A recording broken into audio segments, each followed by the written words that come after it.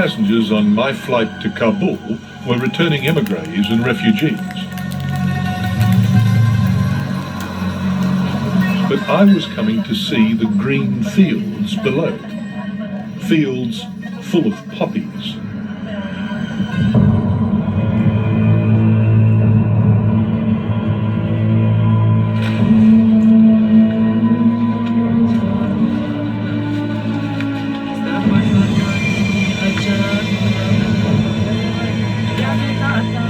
Almost every Australian knows or knows of someone who suffered heroin addiction. It's likely that the raw material for what that addict injected came from right here.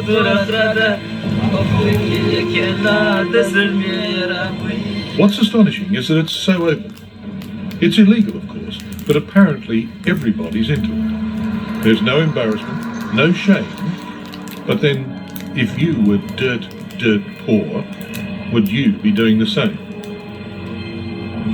To call it brazen is to understate the case. On one side, 20 acres of irrigated wheat. The other side of the irrigation channel, 100 acres of irrigated opium poppy. 3 or 4 kilometres over there, Kandahar, the second city of Afghanistan, and you see where those trucks are running over there? That's the main highway to Quetta in Pakistan.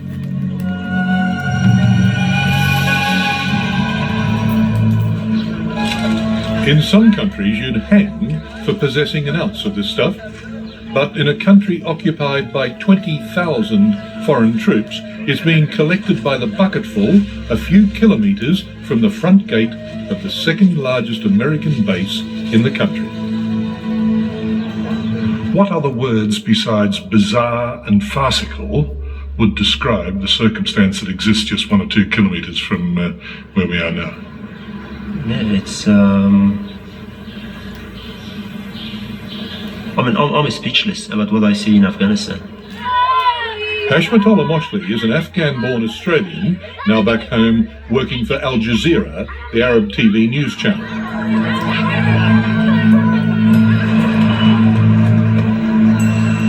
He's based here in Kandahar, the spiritual homeland of the Taliban, that regime that persecuted women, harbored bin Laden, and very successfully suppressed opium production. The Taliban meant business. They meant business. Then comes the American invasion, the Taliban get thrown out, and production skyrockets again. 2004, almost 100% of all provinces in Afghanistan, they have cultivated poppy. So it's growing all over Afghanistan? All over Afghanistan. These poppies are not unlike you might grow at home. I mean, towards the end of the season, the petals wilt and what's left behind is a seed pod. You take a mature seed pod and inside, the poppy seed. But opium's a different matter. They use a tool like this with half a dozen little needle points on the end. And in the evening, put a scratch in the pod. It bleeds that milk immediately, and then they leave it overnight to congeal and come back in the morning with this tool and scrape it off. It could not be more simple. Raw opium. What happens next is largely hidden from view, but we persuaded one grower to show us the next stage on the route from poppy farm to the arm of the addict. Behind mud walls, this man is preparing a small shipment he says he'll smuggle to Iran. I take it to another dealer, and he'll turn it into powder, into heroin. 4 kilos go inside the spare tyre, and another 4 in a wheat bag. 3/4 of the world's opium is grown here in Afghanistan and distributed this way. Have you ever seen a heroin addict? Yes, I have seen, and I felt very sad for them. This producer cum smuggler has a family of 10 to care for. He'll make $2,000 from this year's crop, enough, he says, to feed them for a year. What the vermin, the traffickers down the line, make is anybody's guess.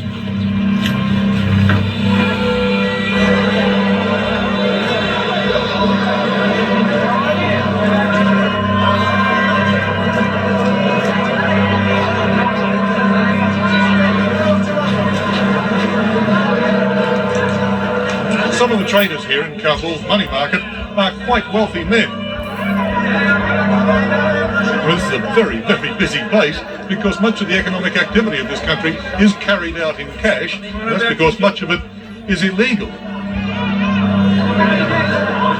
that's because half the national income of this country, 50% of it, comes from growing opium and selling heroin.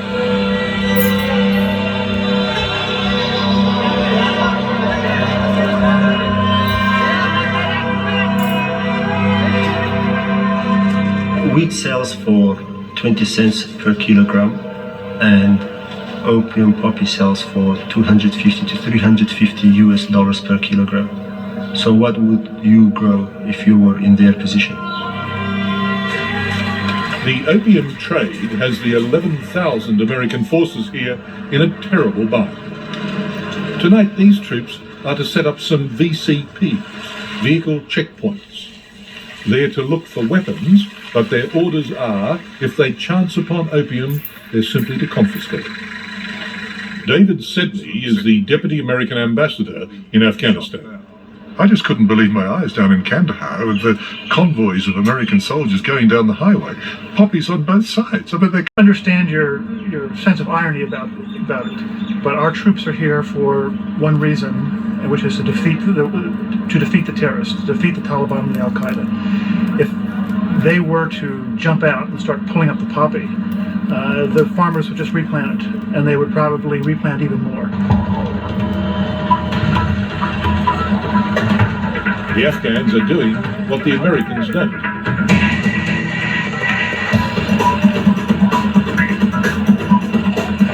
These men are from Afghanistan's Counter-Narcotics Directorate.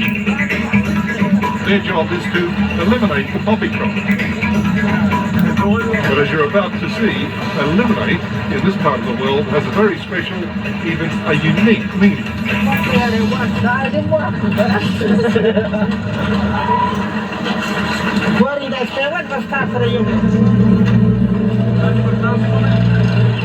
Their orders are to destroy crops by ploughing them in.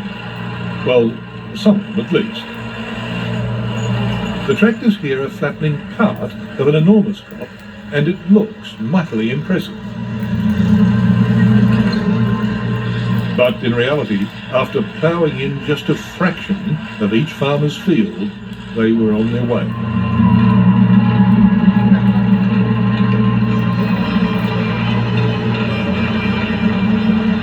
This and this 10 hectares. 10 hectares. Yeah, How many hectares will you destroy?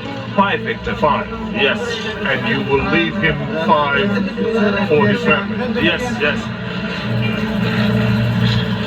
This bizarre approach to law enforcement may well be because the provincial governors and even national politicians are in on the opium action.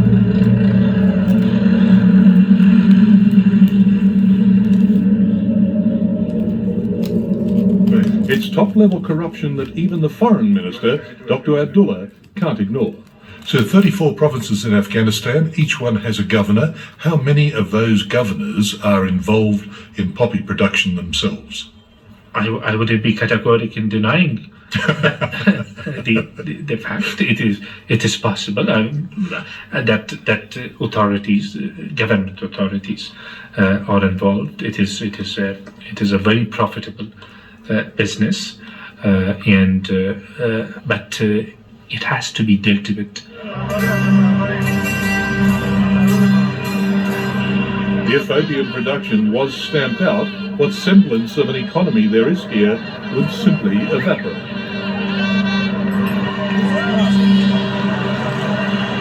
As things stand, Kabul is now functioning in a sort of a way. There are many more children in school. Some construction is going on. Mobile phones allow the trappings of status.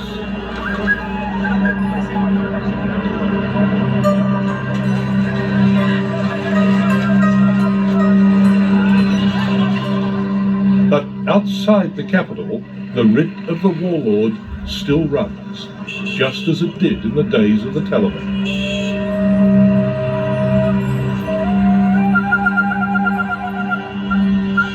I say the probability of this country falling back into anarchy is 50-50, what probability would you agree to?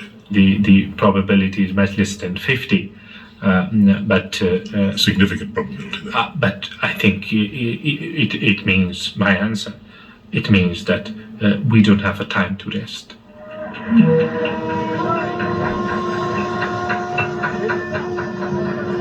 Afghans have been fighting a war of one sort or another continuously since 1980.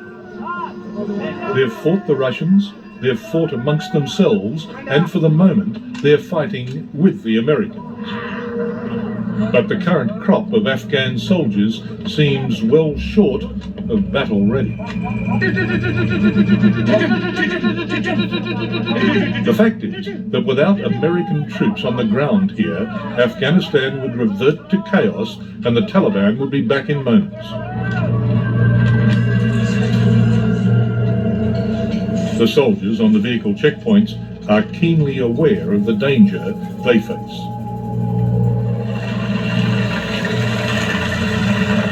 Yes, it is. It's very dangerous. Because the next little village on this highway up there has still got elements of Taliban in it, hasn't it? Yes, this whole strong stretch right here eastern on Kandahar City. A hidden weapon would lead to arrest, interrogation, and maybe information. That could lead to Osama bin Laden. That's why this is being done. It's hard for me. I don't want to do it. It's degrading for everyone, and some soldiers try to make light of it. You don't know where he's at, Bin Laden. Osama. Tall guy. He don't know. You don't know nothing. Just want to find him so I can go home.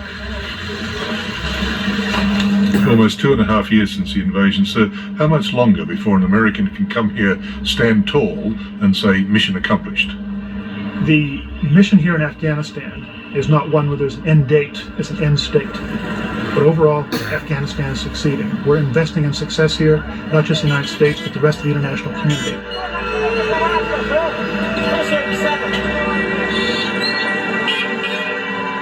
America's capacity for optimism apparently knows no bounds. Yet the inevitable consequence of their present policies is more disaster.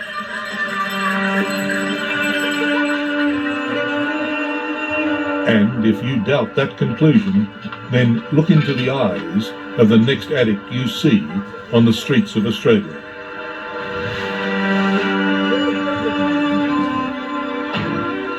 His or her next hit may well be in the back of this Toyota now.